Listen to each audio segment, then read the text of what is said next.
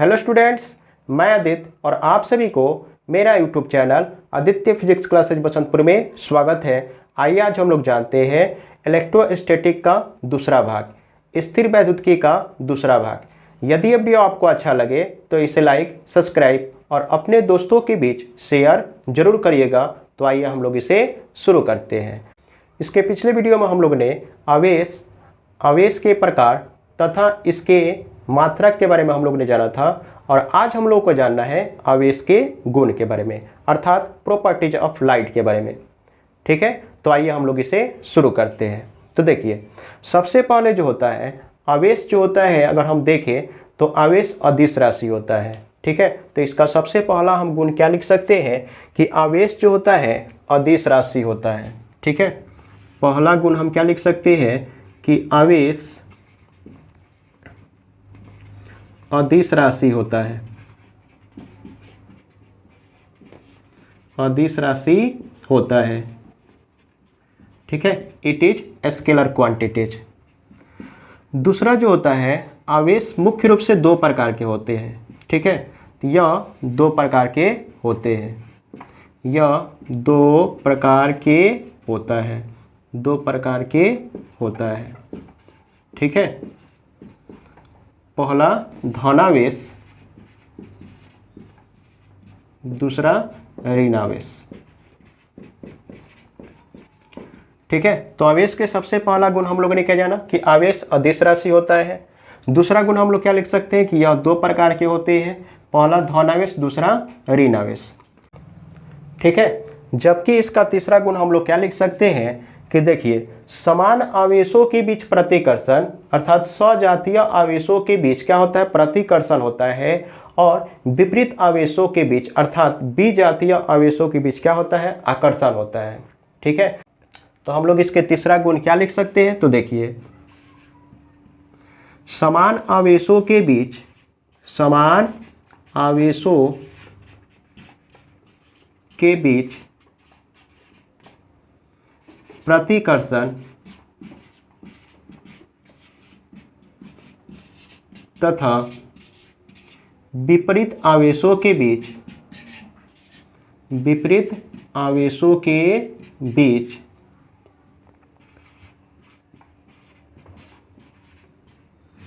आकर्षण होता है। आकर्षण होता है।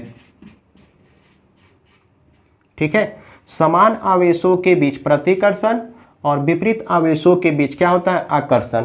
थोड़ा इसे समझिए। समान आवेश कहने का मतलब,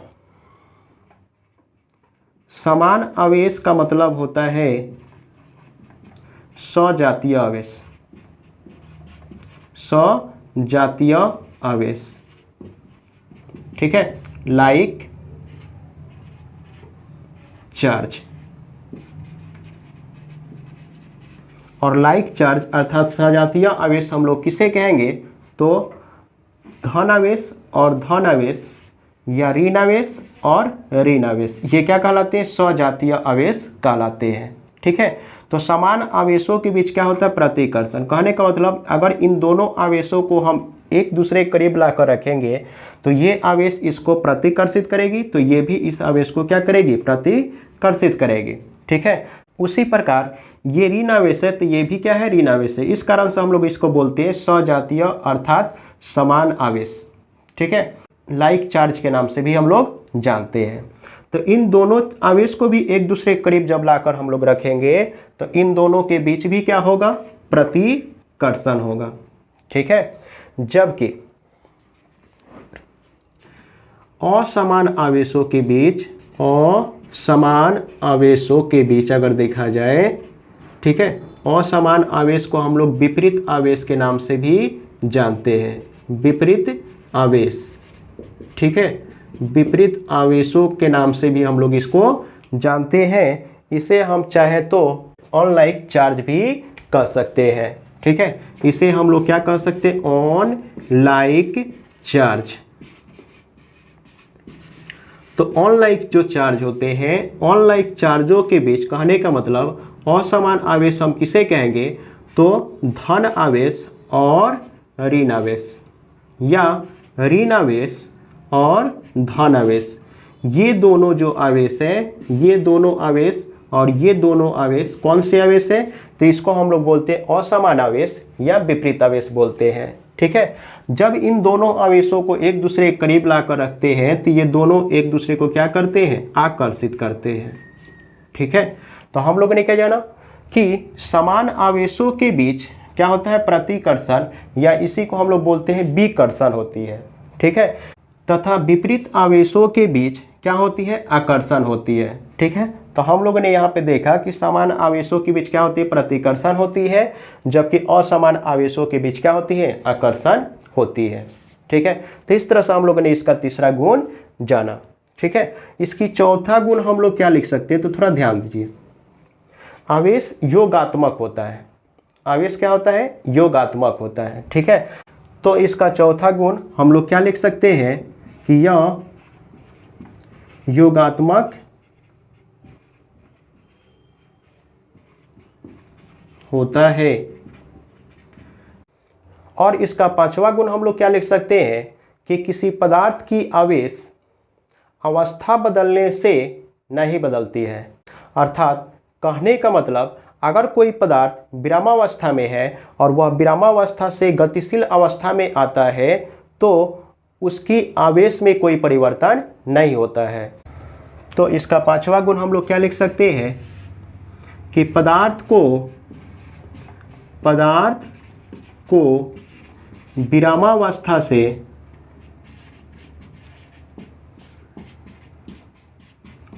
गतिशील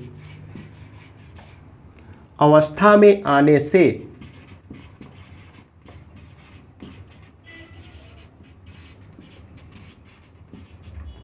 से आवेश में कोई परिवर्तन नहीं होता है।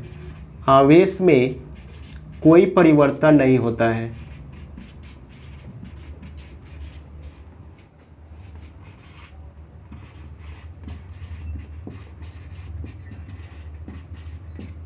कहने का मतलब, अगर कोई पदार्थ जो है विरामावस्था में है अर्थात रेस्ट में है, ठीक है, और ये चलना अगर शुरू कर देता है अर्थात ये मोशन में आ जाता है, ठीक है, तो उस पदार्थ पर जो होगा रेस्ट में जितना चार्ज होगा वही उसके गतिशील अवस्था में आ जाने पर भी उस पदार्थ में उतना ही आवेश होगा। ठीक है, तो हम लोग क्या कह सकते हैं, किसी पदार्थ पर विरामावस्था में जितना आवेश होता है, विरामावस्था में जितना आवेश होता है वह गतिशील अवस्था में आता है तब भी उस पर कितना आवेश रहता है? उतना ही आवेश रहता है। ठीक है, अवस्था बदलने से इसके आवेश में कोई परिवर्तन नहीं होता है। जबकि इसका छठा गुण हम लोग क्या लिख सकते हैं कि आवेश का संरक्षण होता है। कहने का मतलब, आवेश को ना तो हम लोग उत्पन्न कर सकते हैं और ना ही इसे नष्ट कर सकते हैं। ठीक है, तो हम लोग इसका छठा गुण क्या लिख सकते हैं कि आवेश का क्या होता है? संरक्षण होता है। आवेशों का संरक्षण होता है। संरक्षण होता है। ठीक है, अर्थात कहने का मतलब, आवेश को ना तो हम लोग उत्पन्न कर सकते हैं और ना ही इसे नष्ट कर सकते हैं। ठीक है, जबकि इसका सातवां गुण हम लोग क्या लिख सकते हैं? तो देखिए, आवेश का क्वांटमीकरण होता है। कहने का मतलब, किसी भी पदार्थ पर जो आवेश होंगे वह हमेशा मूल आवेशों के पूर्ण गुणज होते हैं। ठीक है, अर्थात हम लोग इसका सातवां गुण क्या लिख सकते हैं कि आवेश का क्या होता है? आवेश का क्वांटमीकरण, आवेश का क्वांटमीकरण या परमाणुकता होती है। परमाणुकता होती है। ठीक है, आवेश का क्या होता है? क्वांटमीकरण होता है। अर्थात किसी भी पदार्थ पर जो आवेश होते हैं वो हमेशा मूल आवेशों के क्या होते हैं? पूर्ण गुणज होते हैं। ठीक है, तो इस तरह से हम लोग ने जाना आवेश का सातवां गुण। इसका आठवां गुण हम लोग ये भी लिख सकते हैं कि देखिए, कोई भी आवेश होती है वह बिना द्रव्यमान का नहीं होता है। ठीक है, अर्थात प्रत्येक आवेश का क्या होता है, द्रव्यमान होता है। अर्थात हम लोग लिख सकते हैं कि आवेश जो होता है, आवेश द्रव्यमान युक्त होता है। आवेश क्या होता है, द्रव्यमान युक्त होता है। अर्थात जो भी आवेश होगा उस आवेश का कुछ न कुछ द्रव्यमान जरूर होगा। ठीक है, तो इस तरह से हम लोग ने जाना आवेश के गुण के बारे में। आप चाहे तो इसे नोट कर सकते हैं। तो आइए हम लोग जानते हैं आवेश के संरक्षण सिद्धांत के बारे में। देखिए, आवेश का संरक्षण सिद्धांत होता क्या है कि आवेश को ना तो हम लोग उत्पन्न कर सकते हैं और ना ही इसे नष्ट कर सकते हैं। या हम लोग ये भी बोल सकते हैं कोई विलगित निकाय है, उस विलगित निकाय के अंदर धन आवेश और ऋण आवेश की मात्रा क्या होती है, हमेशा समान रहती है। अर्थात कहने का मतलब किसी भी विलगित निकाय के अंदर कुल आवेश संरक्षित रहता है। ठीक है, किसी विलगित निकाय के अंदर कुल आवेश क्या रहता है, संरक्षित रहता है। ठीक है, तो इसका हम लोग परिभाषा क्या लिख सकते हैं, तो देखिए आवेश का संरक्षण सिद्धांत होता क्या है, तो हम लोग बोलेंगे कि आवेशों को ना तो हम लोग उत्पन्न कर सकते हैं, आवेशों को ना तो हम लोग उत्पन्न कर सकते हैं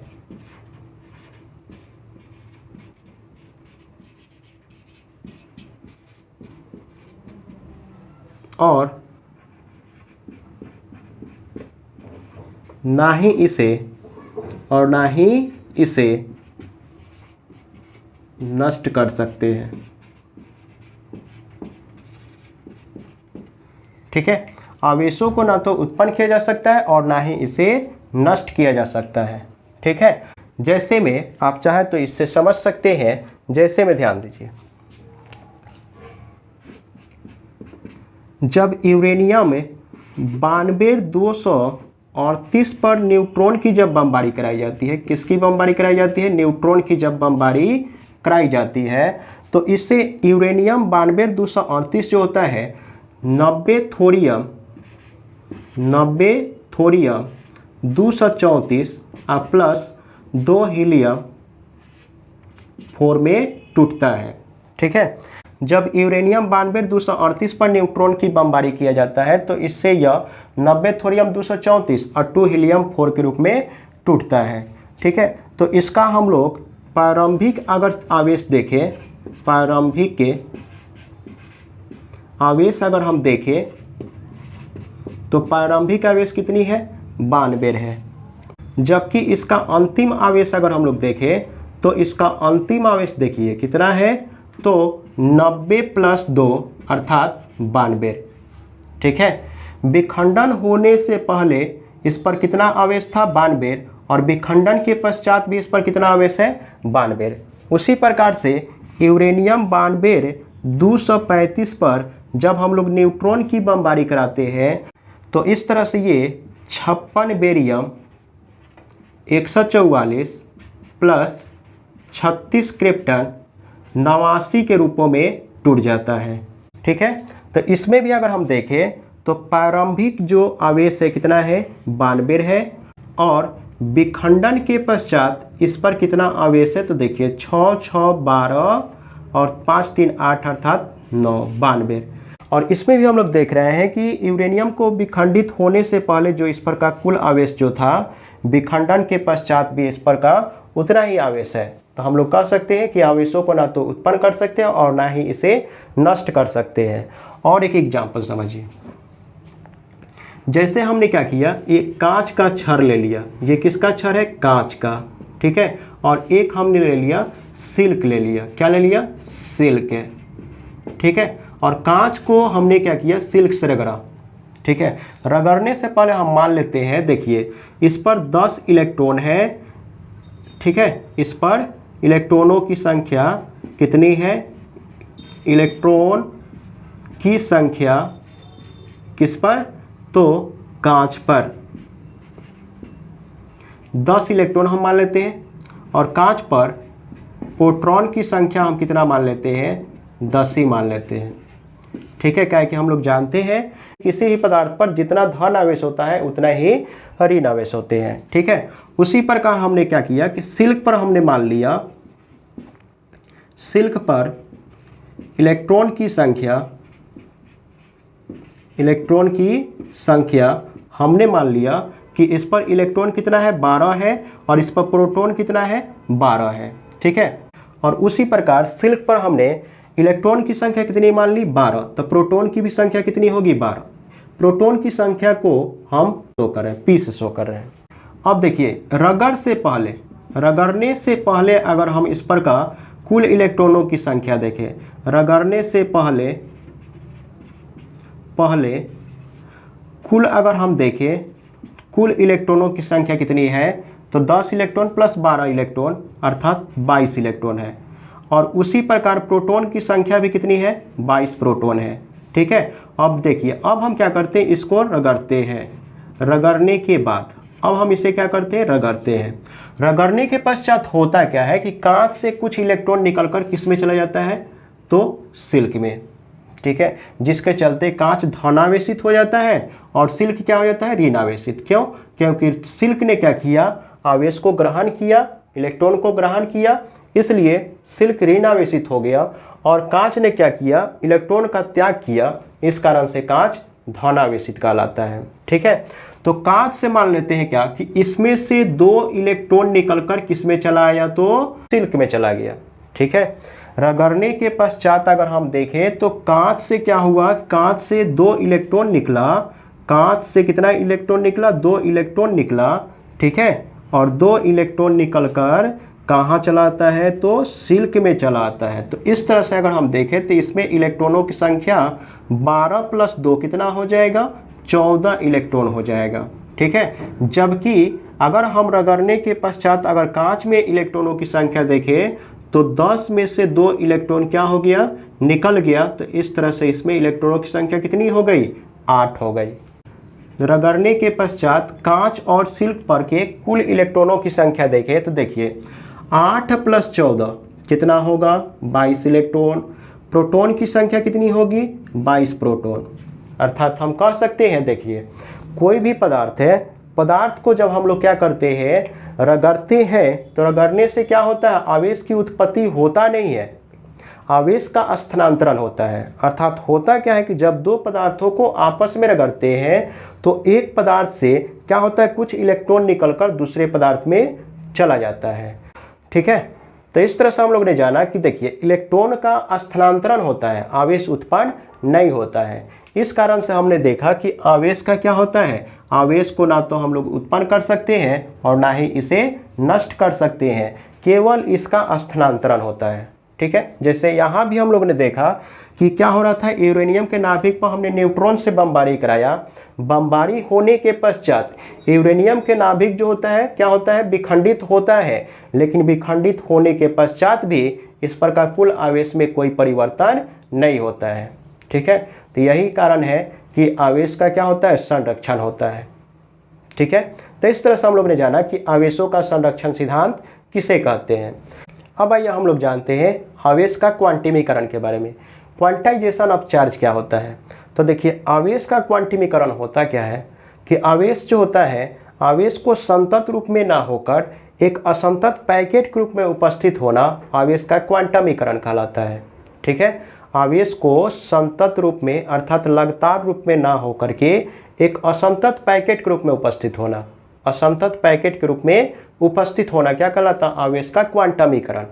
अर्थात कहने का मतलब आवेश को संतत रूप में ना होकर एक असंतत पैकेट के रूप में क्या होना, उपस्थित होना, क्या कहलाता है, आवेश का क्वांटमीकरण कहलाता है। ठीक है, तो आवेश का क्वांटमीकरण का हम परिभाषा क्या लिख सकते हैं कि आवेशों को संतत रूप में ना होकर, आवेशों को संतत रूप में ना होकर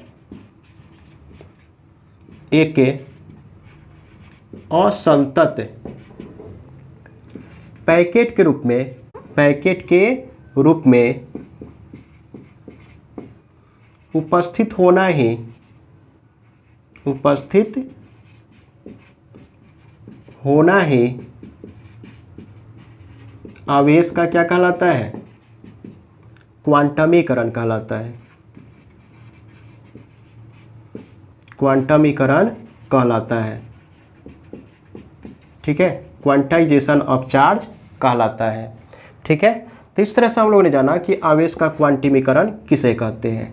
अब आइए इसकी एक और भी परिभाषा हम लोग जानते हैं। तो इसकी दूसरी परिभाषा हम लोग ये लिख सकते हैं कि देखिए, मान लेते हैं एक पदार्थ है। ठीक है, किसी भी पदार्थ पर जो आवेश होते हैं, किसी भी पदार्थ पर आवेश हमेशा मूल आवेशों के पूर्ण गुणज होते हैं। किसी भी पदार्थ पर जो आवेश होते हैं वो हमेशा मूल आवेश के पूर्ण गुणज होते हैं। ठीक है, तो हम लोगों ने क्या जाना कि कोई भी पदार्थ होगा, उस पदार्थ पर जो आवेश होंगे वो आवेश हमेशा मूल आवेश के पूर्ण गुणज ही होंगे। ठीक है, तो हम लोग आवेश का क्वांटमीकरण का दूसरी परिभाषा क्या लिख सकते हैं कि किसी भी पदार्थ पर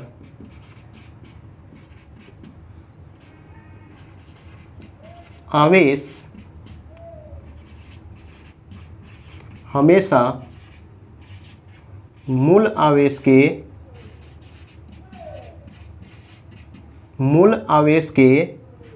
पूर्ण गुणज होते हैं।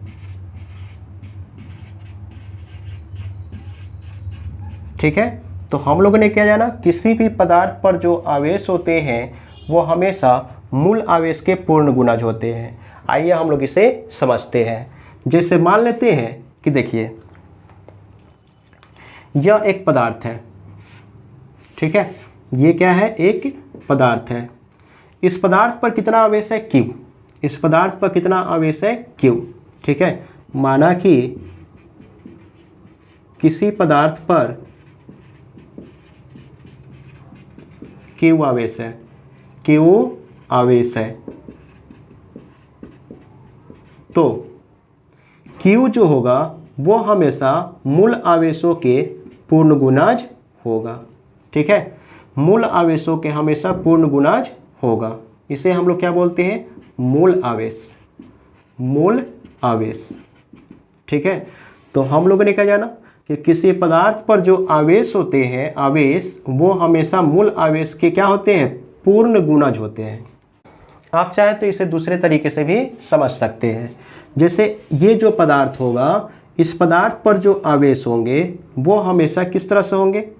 तो पूर्ण गुणज कहने का मतलब 1e के रूप में, 2e के रूप में, 3e के रूप में, 4e के रूप में रहेंगे। लेकिन एक बात और समझिए, किसी भी पदार्थ पर जो आवेश होंगे वो कभी भी भिन्न के रूप में नहीं होते हैं।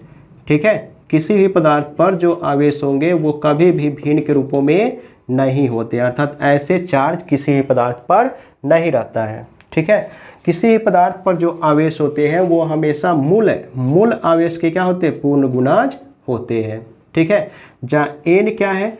n जो है, n होता है, इसे हम लोग पूर्ण संख्या बोलते हैं, जिसकी मान हम क्या रख सकते हैं? 1, 2, 3, 4, 5। जहाँ n क्या होगा? 1, 2, 3, 4, 5 होगा। और एक बात समझिए, यहाँ पे चाहे तो आप प्लस और माइनस का यूज कर सकते हैं। ठीक है, लेकिन हम लोग क्वेश्चन बनाते वक्त इसके मैग्नीट्यूड का उपयोग करेंगे। ठीक है, तो इसका मैग्नीट्यूड कितना होगा? Q बराबर Na। किसी भी पदार्थ पर जो आवेश होते हैं वो हमेशा मूल आवेश के क्या होते हैं? पूर्ण गुणज होते हैं। तो इस तरह से हम लोगों ने जाना कि आवेश का क्वांटमीकरण किसे कहते हैं। आप चाहे तो इसे नोट कर सकते हैं। अब आइए हम लोग जानते हैं कि आखिर मूल आवेश कहते किसे हैं। ठीक है, तो देखिए, मूल आवेश को हम लोग फंडामेंटल चार्ज या एलिमेंट्री चार्ज के नाम से भी जानते हैं। ठीक है, तो मूल आवेश आखिर होता क्या है? तो वैसा न्यूनतम आवेश जो प्राकृतिक में संभव हो उसे हम लोग मूल आवेश कहते हैं। ठीक है, हम लोग इसकी परिभाषा क्या लिख सकते हैं? वैसा न्यूनतम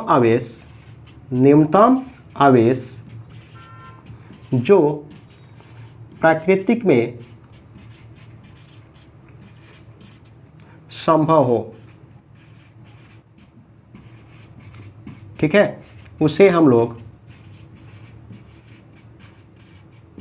मूल आवेश कहते हैं। ठीक है, तो देखिए इलेक्ट्रॉन पर जो आवेश होती है वो सबसे न्यूनतम होती है। इलेक्ट्रॉन पर जो आवेश होती है वो सबसे न्यूनतम होती है 1.6 × 10⁻⁻19 कूलम होती है। लेकिन इलेक्ट्रॉन पर जो आवेश होती है वो माइनस में होती है। ठीक है, प्रोटॉन पर भी उतना ही आवेश होता है लेकिन वो धनावेश होता है। ठीक है, तो इलेक्ट्रॉन की जो आवेश होती है उसी आवेश को हम लोग कौन सा आवेश बोलते हैं, मूल आवेश कहते हैं। और इसका मान कितना होता है 1.6 × 10⁻⁻19 कूलम। ठीक है, तो हम लोग कह सकते हैं कि मूल आवेश किसे कहते हैं, तो आवेश की वह न्यूनतम मात्रा, ठीक है, आवेश की वह न्यूनतम मात्रा जो प्राकृतिक में क्या हो, संभव हो, उसे हम लोग मूल आवेश कहते हैं। ठीक है, इसे हम लोग ई से सूचित करते हैं और इसका मान कितना होता है 1.6 × 10⁻⁻19 कूलम। इलेक्ट्रॉन को हम लोग क्या कहते हैं, मूल आवेश। इलेक्ट्रॉन को क्या कहते हैं, मूल आवेश कहते हैं। ठीक है, तो इस तरह से हम लोग ने जाना कि मूल आवेश किसे कहते हैं। अब आइए हम लोग आवेश के क्वांटिमीकरण से संबंधित कुछ प्रश्न हम लोग जानते हैं। तो देखिए सबसे पहला प्रश्न है कि किसी पदार्थ से 1 कूलम आवेश प्राप्त करना चाहते हैं। ठीक है, तो कितने इलेक्ट्रॉनों की आवश्यकता होगी। यहाँ पे अगर हम देखें तो दिया क्या गया है, तो किसी पदार्थ से 1 कूलम आवेश, अर्थात आवेश हमारा दिया गया है 1 कूलम। ठीक है, 1 कूलम आवेश को हमको क्या करना चाहते हैं, हम उससे प्राप्त करना चाहते हैं, तो कितने इलेक्ट्रॉनों की आवश्यकता होगी, अर्थात n बराबर वाट। और E का मान हम लोग जानते हैं 1.6 × 10⁻⁻19 कूलम। ठीक है, तो हम सूत्र का यूज करेंगे। सूत्र हम लोग क्या जानते हैं, Q बराबर क्या होता है Ne। ठीक है, तो Q बराबर n का मान हम देखें तो यहाँ पे तो गिवन है नहीं, हमको निकालना है। तो इस तरह से n का मान कितना निकल जाएगा, Q/E। ठीक है, n को हम यहीं पे रहने देते हैं, इसको E को इधर लाएंगे तो Q/ क्या हो जाएगा, E हो जाएगा। ठीक है, तो n बराबर हम देखें तो Q दिया गया हम लोगों का 1 कूलम, जबकि E का मान होता है 1.6 × 10⁻⁻19 कूलम। दशमलव जब हटाएंगे तो 1 0 ऊपर चला जाता है और 10⁻⁻19 को जब हम ऊपर ले जाएंगे तो +19 हो जाएगा, बट्टे में कितना हो जाएगा 16। 1 0 जब हम इससे लेते हैं तो ये हो जाता है 100/16 × 10⁻18। 16 से जब इसको हम डिवाइड करेंगे तो इस तरह से इसका मान आएगा 6.25 × 10⁻18। ठीक है, तो हम लोगों ने कहा ना कि यदि किसी पदार्थ से 1 कूलम आवेश प्राप्त करना हो तो उस पर कितने इलेक्ट्रॉन की आवश्यकता होगी, 6.25 × 10⁻18 इलेक्ट्रॉन की आवश्यकता होगी। ठीक है, देखिए दूसरा क्वेश्चन है, किसी पदार्थ पर 500 इलेक्ट्रॉनों की कमी है तो इस पर आवेश की मात्रा तथा प्रकृति ज्ञात कीजिए। ठीक है, 500 इलेक्ट्रॉनों की क्या है, कमी है। तो हम लोग देख रहे हैं कि यहाँ पे दिया क्या गया है, तो n कितना दिया है, तो 500 इलेक्ट्रॉनों की कमी कब होती है, जब हम किसी पदार्थ को इलेक्ट्रॉन दे देते हैं। ठीक है, जब हम किसी पदार्थ को इलेक्ट्रॉन दे दिए तो हम धनावेशित हो गए। ठीक है, तो हम यहाँ पे देखें तो इसकी आवेश की प्रकृति क्या है, धनावेश का है। ठीक है, क्योंकि यहाँ पे इलेक्ट्रॉन की कमी है। कमी कब होती है, जब हम किसी को दे देते हैं, और देते हैं तो हम देने वाले हैं, इसलिए हम क्या कहलाएंगे, धनावेश। ठीक है, तो आवेश की प्रकृति हम क्या कहेंगे, धनावेश की होगी। ठीक है, तो 500 इलेक्ट्रॉनों की कमी है, n बराबर 500। E का मान हम लोग जानबे करते हैं कितना होता है, 1.6 × 10⁻⁻19 कूलम होता है। और हम लोग से ये क्वेश्चन पूछ रहा है कि Q बराबर क्या होगी, अर्थात आवेश की प्रकृति क्या होगी। ठीक है, तो हम लोग जानते हैं सूत्र कि Q बराबर क्या होता है, Ne होता है। ठीक है, तो Q बराबर Ne, तो हम लोग Q निकालना ही है, तो Q जहाँ पे वहीं पे छोड़ देते हैं। n का मान दिया गया 500 और E का मान दिया 1.6 × 10⁻⁻19 कूलम। ठीक है, अब हम देखें तो 19 के पावर में 2 पावर और क्या करेंगे, अगर जोड़ते हैं तो इस तरह से इसकी पावर क्या होगा, 2 कम हो जाएगी। ठीक है, 16×5 80, 16×5 80, 8.0 × 10 के पावर 19 में से 2 पावर हम जब कम कर लेंगे तो कितना पावर हो जाएगा, 17। ठीक है, तो इस तरह से देख रहे हैं कि उस पर कितना आवेश होगा, तो 8.0 × 10⁻⁻17 कूलम आवेश होगा। ठीक है, तो आवेश की मात्रा कितनी है, तो 8 × 10⁻⁻17 कूलम। जबकि इसकी प्रकृति क्या होगी, तो प्रकृति हम बताएंगे कि धनावेश की है। किसकी है, धनावेश की है। ठीक है, धनावेश की है अर्थात धनात्मक है। इसकी प्रकृति कैसा है, धनात्मक। ठीक है, तो देखिए तीसरा क्वेश्चन है क्या कि ऑक्सीजन है जिसका परमाणु क्रमांक कितनी है 8 और परमाणु द्रव्यमान कितनी है 16 है, के नाभिक में कूलम में आवेश कितनी होगी, इसकी गणना करना है। ठीक है, जैसे देखिए मान लेते हैं ऑक्सीजन है, तो ऑक्सीजन के नाभिक में क्या होते हैं, प्रोटॉन प्लस न्यूट्रॉन उपस्थित होते हैं। ठीक है, और परमाणु क्रमांक हम लोग देख रहे हैं कितना दिया गया है, तो 8 दिया गया, अर्थात प्रोटोनों की संख्या अगर देखें तो कितनी है, इसमें 8 है। ठीक है, तो यहाँ पे हम लोग देखें कि n का मान कितना है, 8 है। तो जितना प्रोटॉन की संख्या होती है उतना ही इलेक्ट्रॉन की संख्या होती है। ठीक है, और हम लोग जानते हैं कि E का मान कितना होता है, 1.6 × 10 के पावर -19 कूलम। तो हम लोग से ये कहा जा रहा है Q बराबर क्या होगी। ठीक है, तो हम लोग जानते हैं Q बराबर क्या होती है, Ne होती है। तो Q बराबर हम क्या लिख सकते हैं, n का मान दिया है 8, 1.6 × 10 के पावर -19 किसका मान होता है, तो E का मान होता है। ठीक है, 16 से जब हम 8 में गुना करेंगे तो एक तरह से इसका मान 128 × 10 के पावर कितना आएगा, -19। ठीक है, एक अंक के बाद जब दशमलव लगाते हैं तो 12.8 × 10 के पावर -19 कूलम होता है। ठीक है, लेकिन जब हम इस दशमलव को और एक अंक पीछे करते हैं तो इस तरह से इसका मान 1.28 × 10 के पावर कितना हो जाएगा, तो देखिए ये -19 है तो एक यहाँ से कम हो जाएगा, -18 कूलम हो जाएगा। ठीक है, तो इस तरह से हम लोग देख रहे हैं कि जो ऑक्सीजन है, ऑक्सीजन के नाभिक में कुल कितने आवेश होते हैं, तो हम लोग बोलेंगे 1.28 × 10 के पावर -18 कूलम, या इसी को हम लगभग में लिख सकते हैं 1.3 × 10 के पावर -18 कूलम। ठीक है, तो इस तरह से हम लोगों ने जाना आवेश के गुण। ठीक है, क्वांटमीकरण किसे कहते हैं, आवेश का संरक्षण सिद्धांत किसे कहते हैं, तथा क्वांटमीकरण से संबंधित कुछ क्वेश्चन भी हम लोगों ने जाना। इस वीडियो को हम यहीं तक रहने देते हैं, आप चाहे तो इसे नोट कर सकते हैं।